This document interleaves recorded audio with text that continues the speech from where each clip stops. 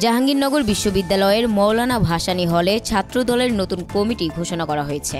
গত ৮ আগস্ট ঘোষণা করা এই কমিটিতে সভাপতি হয়েছেন ফেরদৌস রহমান। তবে তিনি বর্তমানে বিশ্ববিদ্যালয়ের কোনো শিক্ষা কার্যক্রমের সঙ্গে যুক্ত নন বলে জানা গেছে। এর আগে জাবি শাখা ছাত্রদলের আহ্বায়ক জহির উদ্দিন মোহাম্মদ বাবর এবং সদস্য সচিব ওয়াসিম আহমেদ অনিকের স্বাক্ষরিত এক প্রেস বিজ্ঞপ্তিতে ৫ সদস্যের আংশিক কমিটি অনুমোদন দেওয়া হয়। ফেরদৌস রহমান ইংরেজি বিভাগের ২০১৬-১৭ সেশনের শিক্ষার্থী ছিলেন। নিয়মিত কোর্সে অনার্স ও মাস্টার্স শেষ করলেও বর্তমানে তিনি কোনো রেগুলার কোর্সে ভর্তি নন। এমনকি ডাকসুর ভোটার তালিকাতেও তার নাম নেই। ছাত্রদলের নীতিমালা অনুযায়ী সক্রিয় পদে অগ্রাধিকার পেয়ে থাকেন বর্তমান শিক্ষার্থীরা। কিন্তু ফেরদৌসকে সভাপতি করায় ক্ষোভ দেখা দিয়েছে পদবঞ্চিত নেতাকর্মীদের মধ্যে। এ বিষয়ে ফেরদৌস রহমান কেন্দ্রীয় নেতাদের সঙ্গে কথা বলার পরামর্শ দিয়েছেন। জাবি শাখা ছাত্রদলের আহ্বায়ক জহির উদ্দিন মোহাম্মদ বাবর জানিয়েছেন, ফেরদৌস দাবি করেছিলেন তার রেজাল্ট এখনো প্রকাশিত হয়নি, তাই তিনি ছাত্রত্ব ও হলে থাকার বৈধতা রাখেন। তবে ছাত্রত্ব নিয়ে প্রশ্ন ওঠায় তদন্ত কমিটি গঠন করা হয়েছে।